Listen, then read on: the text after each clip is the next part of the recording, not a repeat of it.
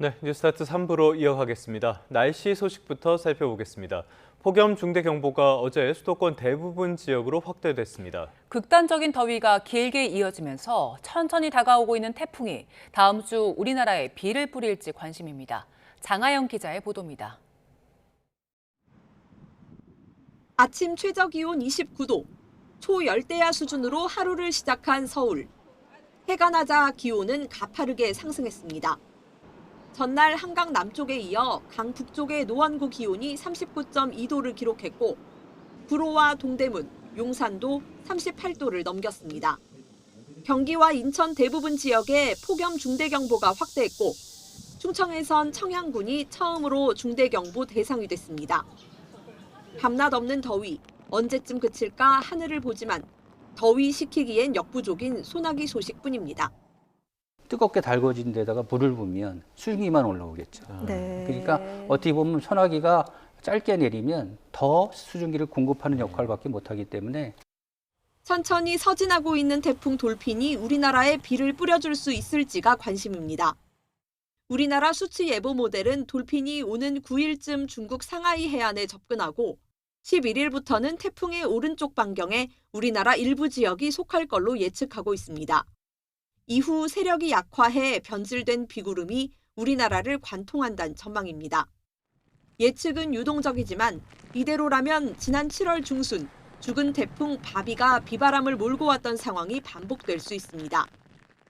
유럽과 미국, 독일의 예보 모델도 경로가 다르지만 현재로선 11일 이후 우리나라에 태풍이 남긴 비구름이 지나갈 걸로 보고 있습니다.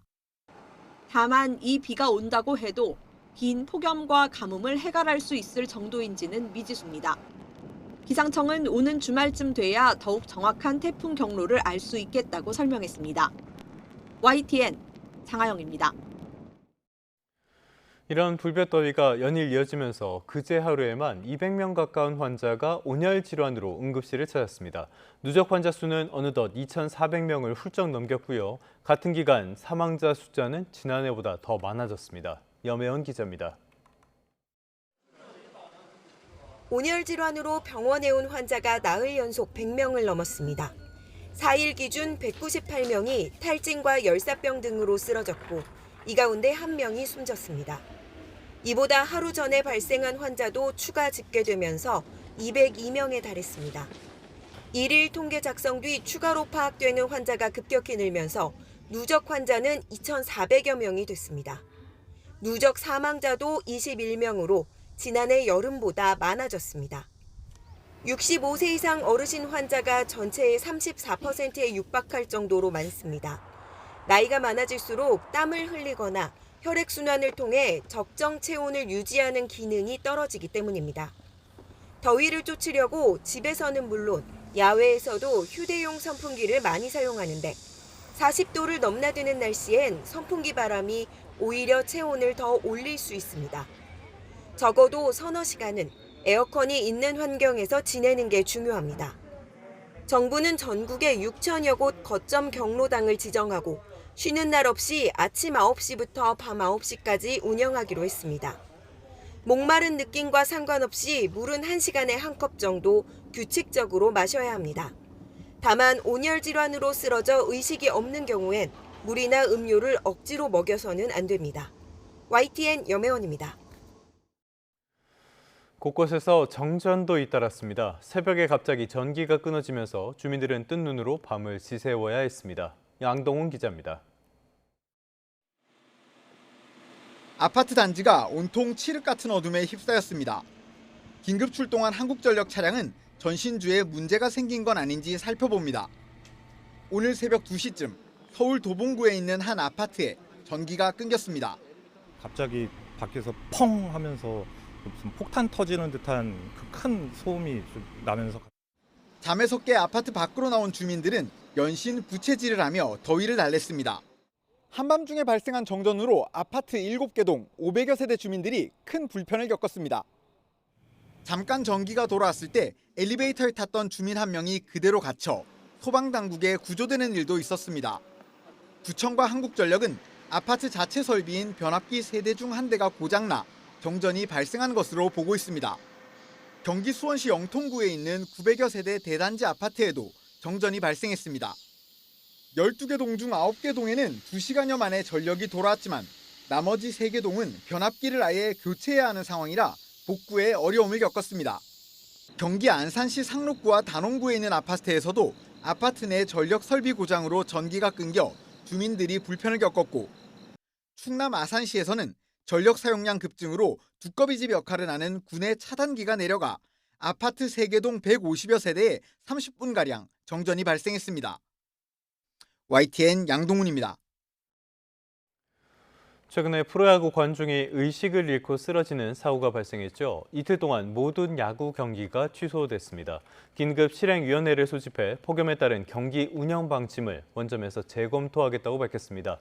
양시창 기자입니다. 야구 관중석에서 응원하던 20대 남성이 의식을 잃고 쓰러지면서 돌연 중단된 경기. 안전요원과 구급대원의 심폐소생술 끝에 간신히 의식을 회복해 병원에 옮겨졌지만 인천 문학경기장에서는 자칫 큰 사고로 이어질 뻔한 아찔한 광경이 펼쳐졌습니다. 이뿐만 아니라 또 다른 20대 남성도 경기가 끝난 뒤 관중석에서 쓰러져 병원에 옮겨지는 등 한 경기에서 발생한 온열 질환 의심 환자는 25명에 달했습니다. 경기별로 긴급 후송팀이라고 이제 3명 내지 5명 정도를 지정을 해서 그 환자가 발생했을 때 좀 차질 없이 이송할 수 있게끔. 폭염 중대경보가 발령된 지역만 경기를 취소할 수 있도록 정한 KBO 운영 기준이 문제였습니다. 폭염 경보가 발효된 인천 남부 지역은 폭염 중대경보가 발효되지는 않았지만 체감 기온 차이가 크지 않았기 때문입니다. 상황이 이렇게 되자 KBO는 퓨처스 리그를 포함해 이틀 동안 열릴 예정이던 모든 경기를 취소했습니다. 동시에 각 구단 단장과 프로야구 선수협회 관계자가 참석하는 긴급 실행위원회를 열기로 했습니다.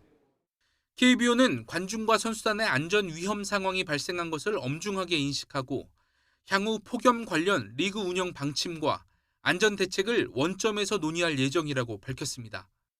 구단과 선수들까지 현장의 목소리를 듣고 경기 운영 종합 대책을 다시 마련하겠다는 의도입니다. 이틀 동안 10경기가 모두 취소되면서 올 시즌 폭염으로 인한 취소 경기는 15경기로 늘었습니다. 극심한 폭염으로 전국이 몸살을 앓으면서 지난 2024년을 넘어 역대 최다 사례로 KBO 역사에 남게 됐습니다. YTN 양시창입니다.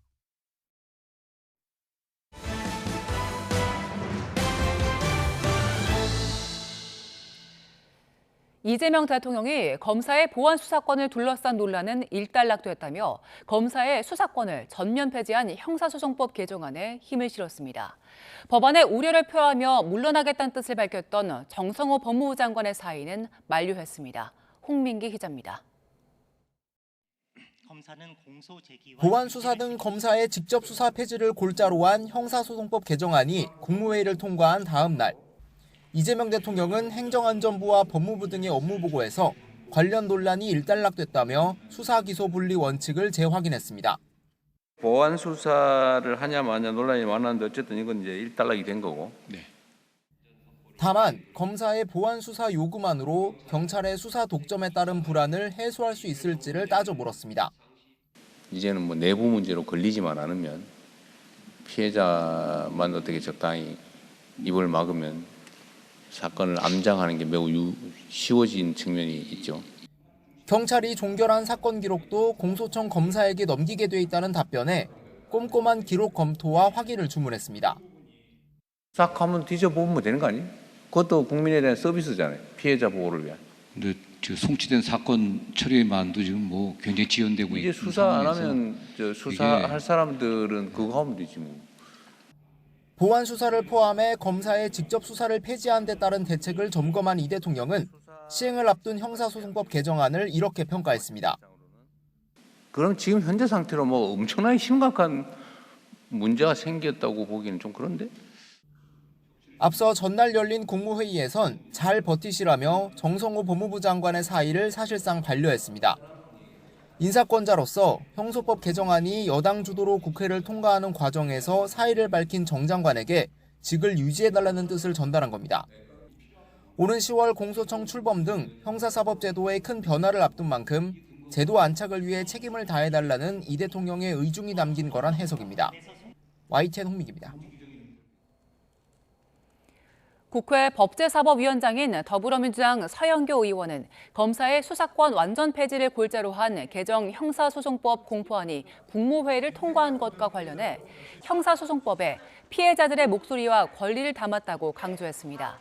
서 의원은 어제 YTN에 출연해 검사와 경찰의 관계를 상하 복종이 아니라 견제관계, 대등한 관계, 협력의 관계로 만드는 게 개정 형사소송법이라며 이같이 말했습니다.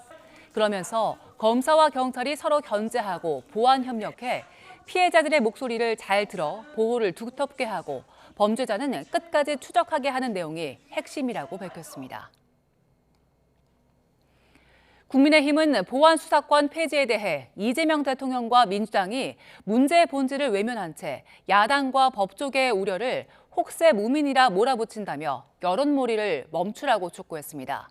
장동혁 대표는 어제 SNS에 이 대통령이 검사 보안 수사권 폐지가 사필 규정이라고 말한 걸 두고 범죄자는 더 보호받고 억울한 피해자들 눈물이 강물을 이루는 나라가 사필 규정이냐고 반문했습니다. 최수진 원내 수석 대변인도 논평에서 민주당이 형사소송법에 대해 78년 만의 새 역사, 훨씬 좋아졌다며 대대적인 홍보를 벌인다며 정작 경찰 수사가 부실 편향할 때 누가 바로잡을지 등엔 답을 내놓지 못하고 있다고 지적했습니다. 검찰청이 폐지되고 출범하는 중대범죄수사청의 채용 절차는 임용 설명회를 시작으로 본격화됐습니다.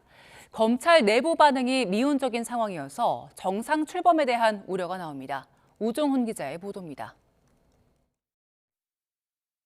중대범죄수사청 준비단이 전국 검찰청을 도는 임용 설명회를 시작했습니다. 첫 순서는 부산과 광주, 창원이었는데 조만간 검찰청이 사라지는 민감한 상황을 고려해 설명회는 전면 비공개로 치러졌습니다. 현장에서는 직제와 보수체계, 거주 이전비 지원이나 10년 이상 근무 시 법무사 시험 일부 과목 면제 등 복지 혜택이 설명된 거로 파악됐습니다. 이외에도 중수청 개청에 맞춰 무시험 임용과 봉급, 정년 유지 같은 특례 조항이 한시 적용되는데 검찰의 반응은 미온적입니다. 설명회 참석을 신청한 수도권 검찰 수사관은 자료를 받아보니 원론적 내용뿐이라 가지 않아도 될 것 같다고 평가했습니다. 10년차 미만 검사들은 검찰에서 누리던 유학 기회 등 일종의 복지 혜택에 민감한데 이에 대한 구체적 내용이 없어 임용을 꺼릴 거란 의견도 나옵니다. 기존 검사와 검찰 수사관 역할 차이가 불분명한 점도 지원을 망설이는 요인으로 꼽힙니다. 실제 부산의 경우 참석률은 10%에도 미치지 못했고 이마저도 검사는 거의 없었던 거로 전해졌습니다. 인력 충원이 급선무인 중수청은 일단은 검찰 움직임을 지켜본다는 입장입니다. 중수청 준비단 관계자는 직제가 합리적으로 만들어져 이전과 다른 관심을 기대하면서도 실제 지원 규모는 가늠할 수 없다고 밝혔습니다. 중수청으로 갈 검사의 구체적 역할은 물론 변호사 등 외부 인력 채용 규모 역시 검찰 측 지원 결과를 살펴본 뒤에야 윤곽이 잡힐 전망입니다. 중수청 임용 희망 신청서 접수는 오는 20일까지. 개청 시한이 임박했지만 인력 구성에 대한 세부 논의가 지원서 접수 이후로 미뤄지는 상황이라 정상 출범이 가능할지 우려가 나오고 있습니다. YTN 우종훈입니다. 주식시장 변동성에 부동산 세제 개편안 발표로 여론이 요동치자 국민의힘은 이재명 정부 경제정책에 대한 집중 포화에 나섰습니다. 민주당은 여론 진화에 총력을 쏟고 있지만 범여권에서조차 공개적인 문책이 쏟아지고 있습니다. 박정현 기자입니다. 급등락을 반복하는 롤러코스피 장세 속 개미들의 이탈이 가속화되자 국민의힘에선 단일 종목 ETF 도입 과정에 대한 특검론을 띄웠습니다. 관계부처 반대를 무릅쓰고 김용범 청와대 정책실장이 레버리지 ETF 도입을 밀어붙인 데 다른 배경이 작용한 건 아닌지 확인할 필요가 있다는 겁니다. 로비나 부정한 결탁에 따른 것이 아닌지 당연히 의심해 봐야 되는 것 아닙니까? 김용범 실장의 아들과 이찬진 금감원장의 아들 두 사람 모두 미래에셋 자산운용이라는 증권사에 근무하고 있지 않습니까? 주식시장 혼란 국면에서 지방선거를 앞두고 국민노후자금 연기금이 주가 부양에 이용된 건 아닌지 점검할 필요가 있다며 의심의 저변도 넓혔습니다. 동시에 세제 개편안 발표를 계기로 부동산 심판론에도 화력을 지피고 있습니다. 공정과세다, 합리화다 하는데 이게 도대체 지금 고금리, 고물가 그리고 주택난에 시달리는 국민들한테 무슨 도움이 된다는 건지 핀셋이 아니라 도끼로 보입니다. 민주당은 이번 세제 개편안은 실수요자를 보호하고 왜곡된 과세 구조를 바로잡는 정상화 과정의 일환이라 엄호했습니다. 공급 없이 세금만 올린다는 야당 공세엔 정면 반박하며 신속한 공급 대책 추진을 위한 상임위 총동원령을 선언했습니다. 조세 형평성에 맞게 부담을 정상화하자는 것입니다. 세제와 공급은 양자택일의 문제가 아닙니다. 상임위원회를 총동원해 주택시장 안정화 TF를 확대, 개편, 운영하겠습니다. 다만 민주당 내부에서도 수도권을 중심으로 부동산 민심 악화에 대한 우려가 공공연히 제기되는 상황 속 법률권 내부에서조차 김용범 실장을 비롯한 청와대 책임론이 제기되면서 난처한 표정도 역력합니다. 이러한 가운데 김용범 실장은 오세훈 서울시장과 전격 회동했습니다. 지난 국무회의 당시 오 시장이 부동산 대책 보고서를 전달한 이후 관련 의견 청취를 위해 마련된 자리로 알려졌는데 오 시장은 서울권 공급 확대를 위한 규제 완화 촉구와 함께 부동산 세제 개편안에 대한 우려를 전달한 거로 파악됐습니다. YTN 박정현입니다. 정부의 이번 부동산 세제 개편으로 비거주 1주택자나 임대사업자 등의 세금 부담은 이전보다 커질 전망입니다. 실거주 중심의 주택시장 개편 흐름에 전세 매물은 줄어들고 집주인들이 월세를 올려서 세 부담을 떠넘길 수 있다는 관측이 나오는데요. 세입자들의 불안감도 높아지고 있습니다. 정현우 기자의 보도입니다. 상대적 중저가 지역으로 신혼부부 등이 선호하는 3,000세대짜리 서울 관악구 대단지 아파트. 인근 공인중개사 사무소들엔 가뭄에 콩나듯 전세 매물 딱지가 붙어 있습니다. 단지를 통틀어 매물로 등록돼 있는 전셋집은 단 7개뿐인 상황입니다. 품귀 현상 속 이곳 아파트 전용 면적 84제곱미터짜리 평균 전세 보증금은 최근 6달 사이 5천만 원가량 오를 정도였습니다. 이번 세제 개편안이 겨눈 초고가 지역이 아니기에 해당 아파트에 사는 1주택자들의 보유세와 양도세 부담은 일단 크게 가중되진 않을 전망입니다. 다만 주택시장이 실거주 위주로 개편되면서 전세 매물은 더욱 쪼그라들며 세입자들의 불안은 커질 것으로 보입니다. 우선 보유세와 양도세 부담이 늘어날 비거주 1주택자들이 세금 절약을 위해 실거주로 돌아설 유인이 커졌습니다. 거주 안 하고 세금을 때리고 이렇게 하면 내라도 당장 집에 들어가서 살아야 될 것 같더라고요. 수전세 더 없어질 것 같은데요. 주인들이 입수할 것 같은데요. 여기에 임대사업자들의 양도소득세 부담을 점차 높이는 정책도 전반적인 전세 매물 축소 가능성을 키우고 있습니다. 정부는 조정 대상 지역에 있는 매입 임대 아파트의 양도소득세 공제 혜택을 오는 2029년까지 단계적으로 없애겠다는 방침입니다. 그 기간 안에 임대사업자들이 아파트를 처분하게 된다면 전월세 물량도 점차 줄어들 수밖에 없는 구조입니다. 집을 팔게 되면 토지 거래가 때문에 또 다른 누군가 집주인들이 들어와서 실거주 임무를 채워야 되니까 세입자는 튕겨나갑니다. 최대 피해자는 세입자들이 될 것 같습니다. 또 늘어난 세금 부담을 집주인들이 전세를 월세로 전환하는 방법 등으로 전가할 수 있다는 우려 속에 세입자들을 보호할 수 있는 대책을 요구하는 목소리가 당분간 이어질 것으로 보입니다. YTN 정현우입니다. 중동 상황 알아보겠습니다. 이란과 오만이 호르무즈 해협에서의 새 항로에 합의하고 해협을 드나드는 선박이 이란 영해를 통과하게 된다고 설명했습니다. 이란은 오만과의 합의가 호르무즈 해협의 전면 개방을 의미하는 건 아니라며 어떤 외세의 개입도 용납하지 않겠다고 강조했는데요. 워싱턴 연결해서 자세히 알아보겠습니다. 홍상희 특파원, 먼저 이란과 오만의 호르무즈 협상 결과부터 살펴보죠. 호르무즈 새 항로에 합의했다고요? 네, 이란은 호르무즈 해협 항로의 지리적 좌표에 오만과 합의했다고 밝혔습니다. 호르무즈 해협에서 선박의 안전한 통항을 위한 새 항로에 합의했다는 겁니다. 이란 외무차관의 말 먼저 들어보겠습니다. تقریبا روی تمامی موضوعاتی که مطرح بود هم بالاخره نقشه مسیرهای عبور، مسیرهای ورود و خروج، ترافیک دریایی و اون تفاهمات جانبی اون با عمان. 가리바바디 차관은 합의가 이행되면 호르무즈 해협 내 기존 항로들은 폐쇄되고 선박 항로의 상당 부분이 이란 영해를 통과하게 된다고 설명했습니다.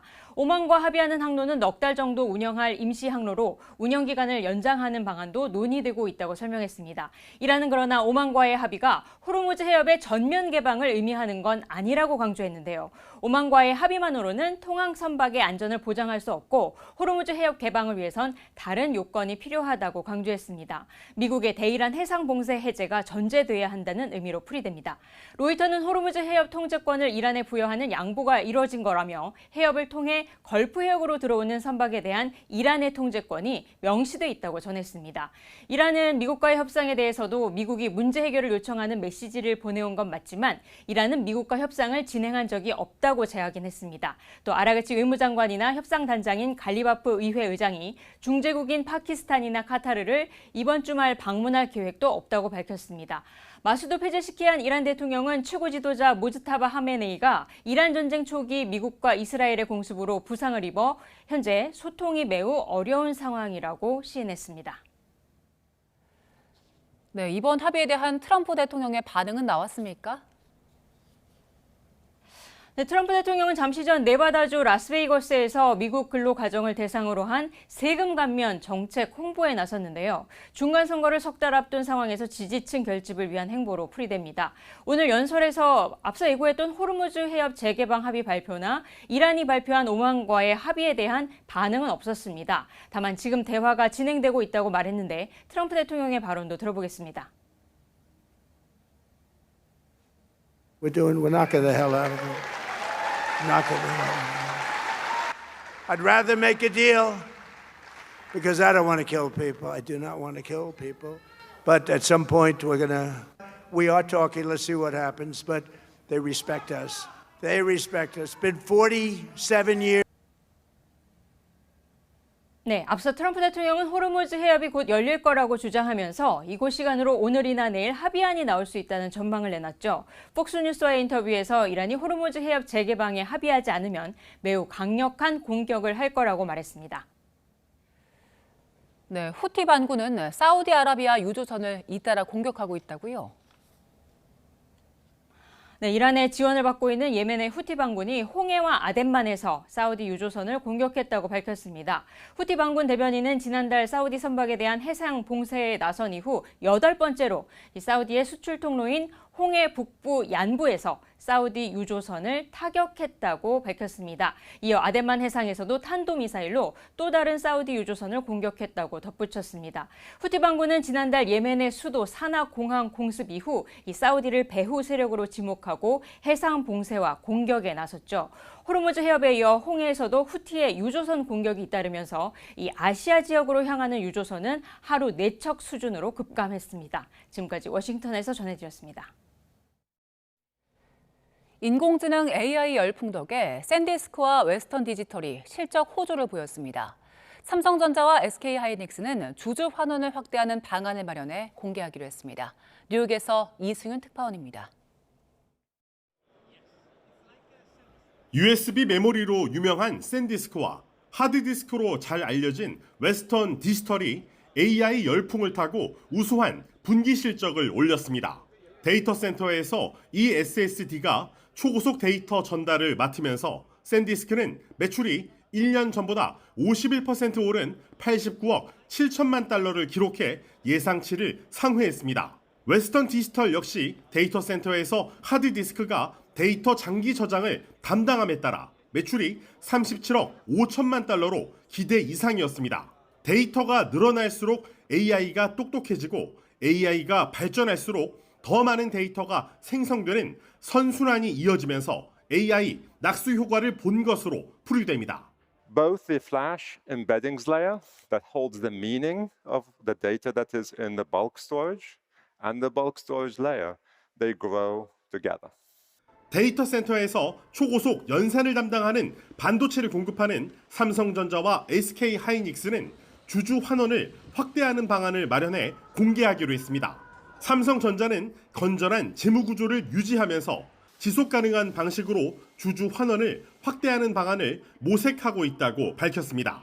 SK 하이닉스도 사상 최고의 현금 창출력을 토대로 주주 환원을 의미 있는 수준으로 늘릴 것이며 연말까지 방안을 마련하겠다고 소개했습니다. 주주 환원이란 특별 배당을 지급하거나 자사주 매입과 소각을 통해 주당 순이익을 높여 이익을 주주에게 돌려주는 것을 말합니다. 삼성전자와 SK하이닉스가 주주 환원 확대에 나선 건 여력이 있을 때 외국인과 기관 투자자의 매수 유도를 통해 주가 상승 동력을 확보하기 위한 행보로 풀이됩니다. 뉴욕에서 YTN 이승윤입니다.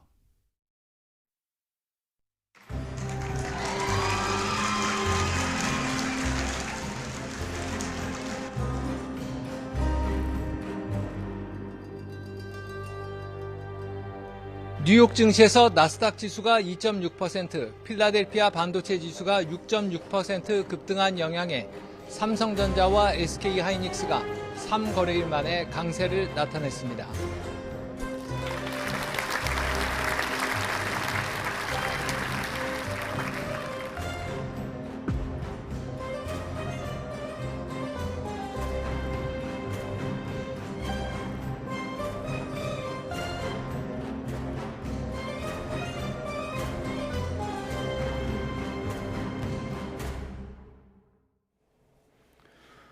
네, 어제 코스피가 외국인의 순매수에 힘입어 6,600선 문턱까지 올랐습니다. 하지만 도박판이 돼버린 변동성에 투자 자금은 줄어들고 있는 추세입니다. 관련된 내용은 서은숙 상명대학교 경제금융학부 교수와 함께 알아보겠습니다. 교수님 어서 오십시오. 네, 안녕하세요. 그래도 어제는 코스피가 오랜만에 힘을 냈는데요. 네. 그 배경에는 외국인들의 순매수가 있었습니다. 네.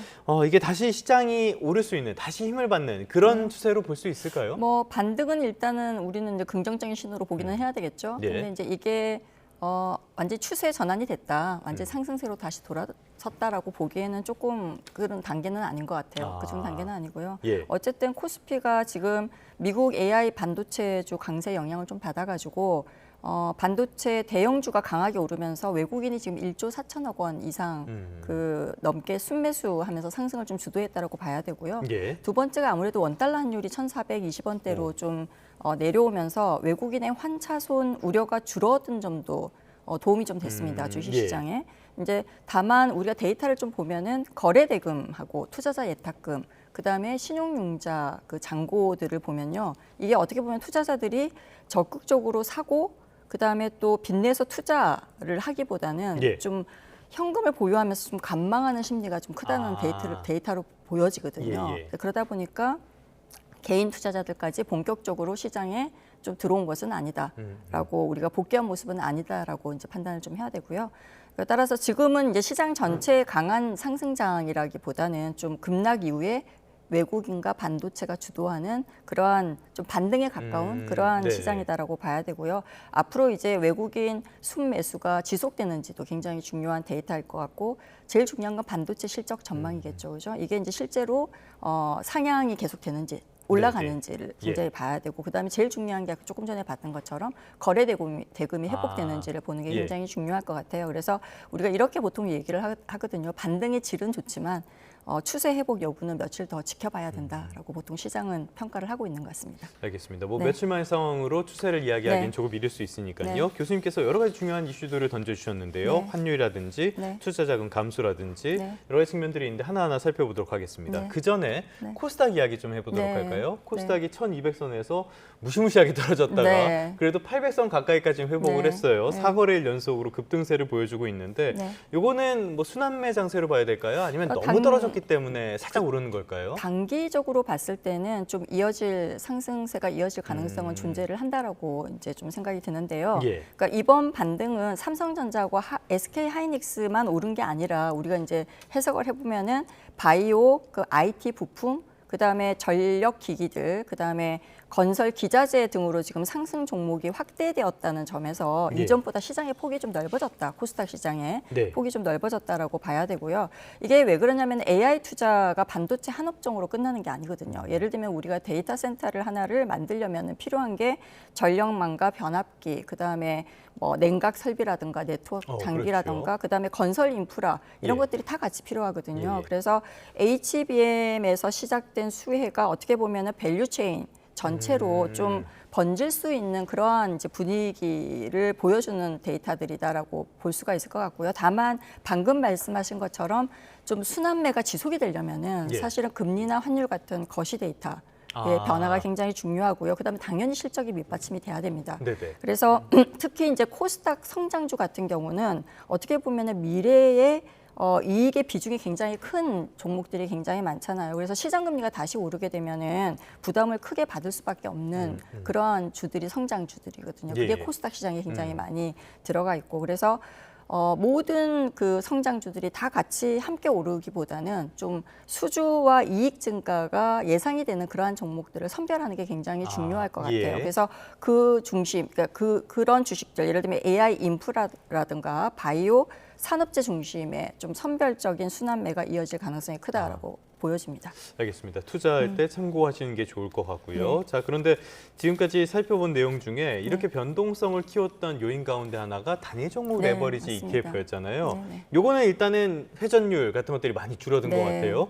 그런데 이 단일 종목 레버리지 ETF를 묶으니까 다른 쪽, 뭐 코스피 200이라든지 코스닥 150 레버리지, 지수형 레버리지라든지 이쪽으로 오히려 수요가 옮겨간다. 이런 분석도 나오는 것 같아요. 우리 또 이렇게 흔히 잘 얘기하는 풍선 효과가 나타나고 있다라고 이제 얘기를 하고 있죠. 충분히 가능성이 있어요. 왜냐하면은 사실 단일 종목 레버리지 상품의 진입 요건을 굉장히 강화시켰잖아요. 현금 1,000만 원, 3,000만 원으로 올리고 그다음에 우리가 뭐 예전에 대용증권을 인정했는데 이거 대용증권 그 담보에 인정해주지 않고 현금으로만 3,000만 원을 한 번에 다 내야 되는 거죠? 해야 되는 거죠. 그래서 진입 요건이 굉장히 강화가 되면서 근데 굉장히 비슷한 위험과 수익을 원하는 투자자들 입장에서는 코스피 이게 이제 전부 다 빠져나왔다라고 보기보다는 투자자가 코스피 200이나 아니면 코스닥 150의 레버리지 그러한 상품으로 이동할 수가 있습니다. 충분히. 효과는 비슷비슷할 테니까요. 근데 문제는 이제 충격의 범위죠. 그러니까 우리가 예전에 단일 종목 레버리지 상품은 삼성전자나 SK 하이닉스 등 개별 종목에 집중이 되어 있었잖아요. 근데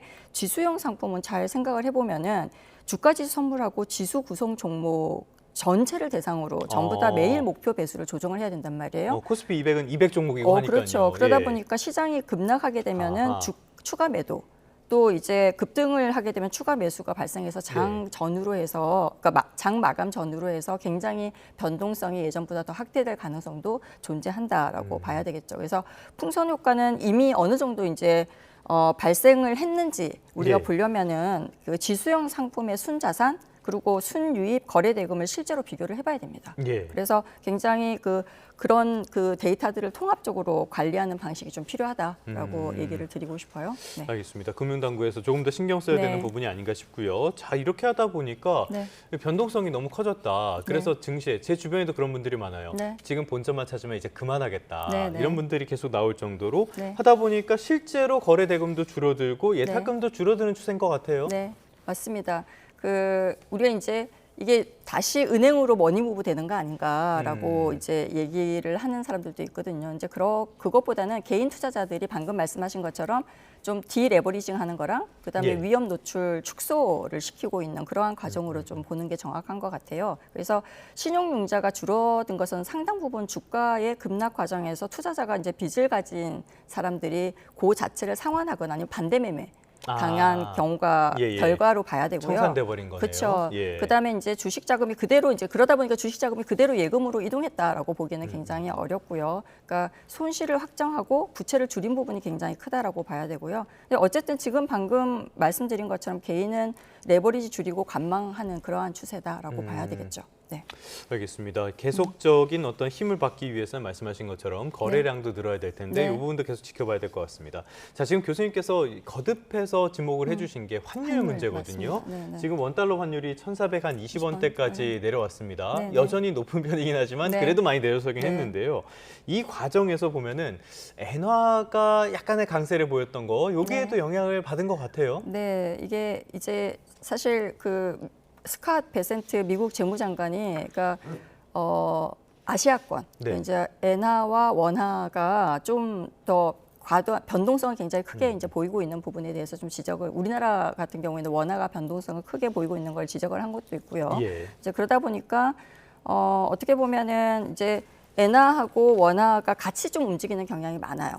그러니까 엔화도 약세고 원화도 지금 약세인 상황이거든요. 그래서 이런 상황에서 이제 왜 같이 움직이냐면 동조되는 상황은 우리가 경쟁 업체들이 되게 많아요. 네네. 그러니까 대부분의 산업들이 일본하고 우리나라는 거의 같이 경쟁한다라고 봐야 되거든요. 그러니까 통화 가치의 약세는 결국 가격 경쟁력이랑 직접 연결되기 때문에 같이 움직이는 수밖에 없다라고 봐야 되거든요. 그래서 예, 예. 동조성이 굉장히 높다라고 보는 겁니다. 그래서 결국은 일본의 엔화에 대해서 미국이 지적을 하고 있다고 한다면 그거는 결국은 우리의 원화하고도 같이 연결이 되고 그다음에 그게 다시 위안화하고도 같이 연결되는 그러한 상황이라고 봐야 됩니다. 미국이 보기에는 얘도 똑같은 애다 네, 이렇게 볼 수 그래서 있는 거네요. 엔화가 가장 중요한 사실은 예. 동아시아에서는 가장 중요한 화폐라고 보기 때문에 여기에 대해서 좀 안정화시키면은 원화와 위안화도 같이 이제 잡을 수 있다라고 보는 거죠. 네. 그런데 그렇다고는 해도 미국이 엔화에 노골적으로 개입하는 모습을 보이는 맞습니다. 거 이거는 조금 이례적인 것 같아요. 굉장히 좀 이례적으로 봐야 될 것 같아요. 예. 그래서 보면은 사실은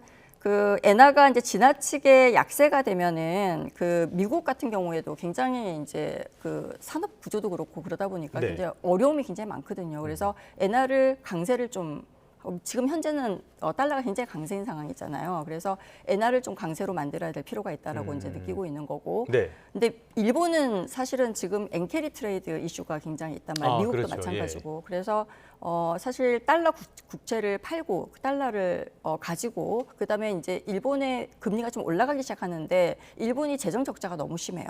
이제 그러다 보니까 금리를 계속 올리기는 굉장히 힘든 상황이거든요. 금리를 네네. 계속 올려야지만 엔화가 강세가 되는데 금리를 1%대에 지금 동결하고 있는 상태란 말이에요. 그러니까 미국 입장에서는 보면 엔캐리 트레이드 청산이 이제 일어날 가능성이 크기 때문에 그렇게 되면 미국 국제 시장과 글로벌 금융 시장에 굉장히 변동성을 크게 키우는 이슈가 되거든요. 그러니까 미국 국채를 팔지 말고 미국 국채를 팔게 되면 가격이 떨어지고 결국은 미국 장기 국제 금리가 올라가게 되고 이게 미국의 모기지 금리부터 시작해서 대출 금리에 전부 다 영향을 주기 때문에 그냥 이렇게 하지 말고 우리 달러를 대출을 받아갖고 가라라고 하는 결정까지 내린 그런 상황이죠. 지금 현재. 네. 이례적인 상황에도 이유가 있긴 한데 그럼에도 불구하고 좀 이상해 보이는 건 사실입니다. 네. 자, 지금까지는 주식시장 그리고 네. 외환시장까지 살펴봤는데요. 또 하나 지금 굉장히 큰 관심을 받는 자산시장이 있죠. 네. 부동산 시장 말씀을 네. 좀 드려보도록 하겠습니다. 네.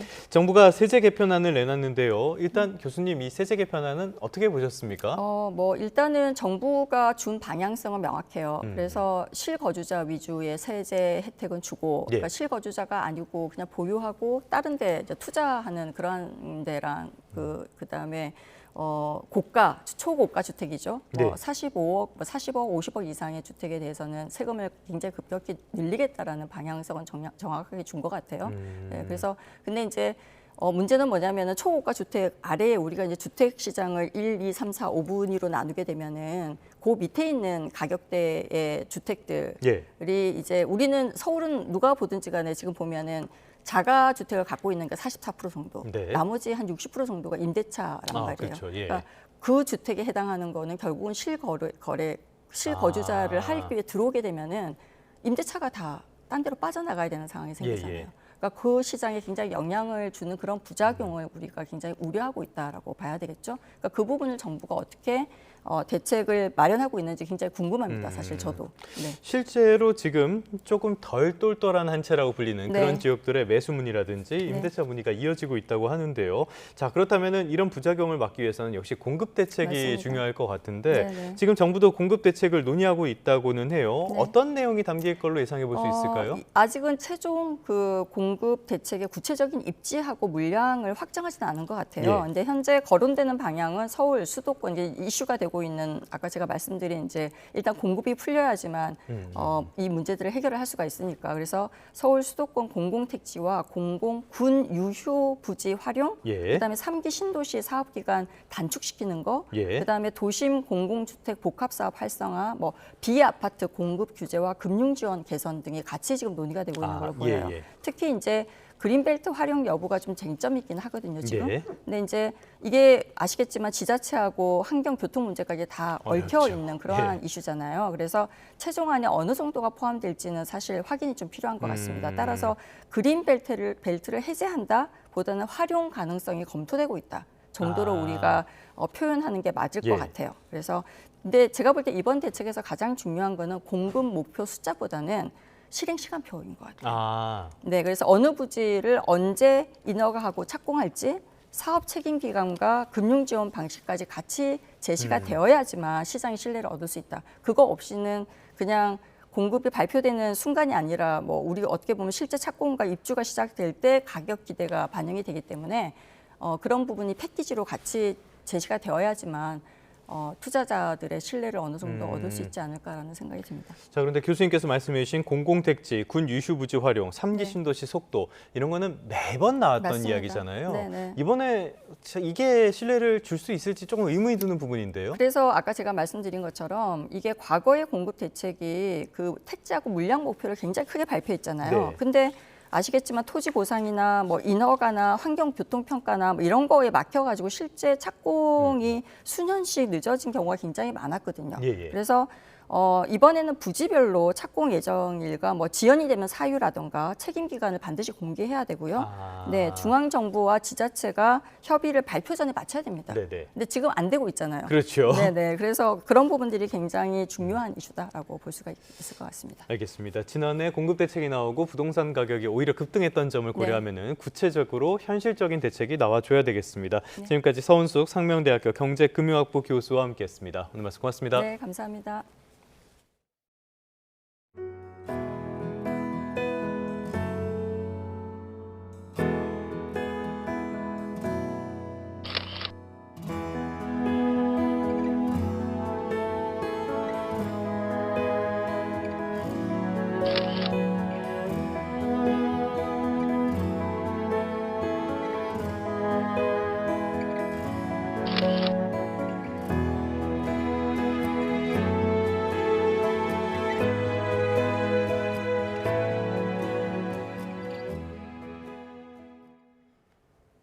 네, 끝으로 출근길 날씨 살펴보겠습니다. YTN 야외 스튜디오 연결합니다. 원희다 캐스터. 네, 원희다입니다. 더워도 정말 너무 더운데요. 폭염과 열대야가 계속 이어지고 있습니다. 밤 사이의 상황은 어땠습니까? 네, 해가 져도 찜통을 방불케 하는 더위는 여전했습니다. 서울은 15일째 열대야가 지속했고요. 출근길 체감 온도가 벌써 31도 가까이 올라 아침부터 더위의 기세가 만만치 않습니다.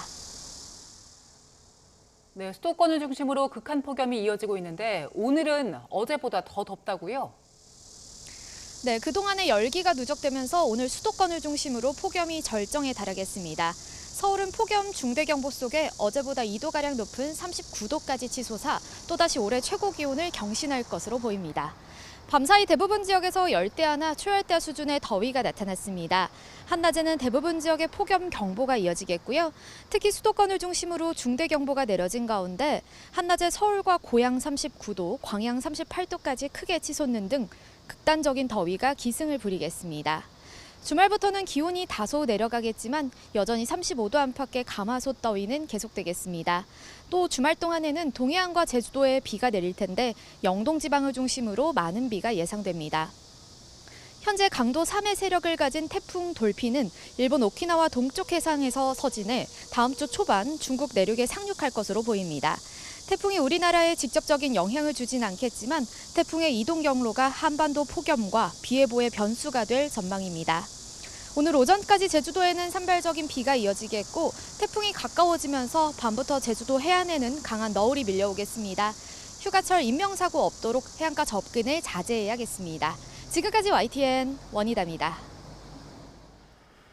네, 8월 6일 YTN 뉴스타트 모두 마치겠습니다. 잠시 뒤 뉴스업이 이어집니다. 시청해주신 여러분 고맙습니다.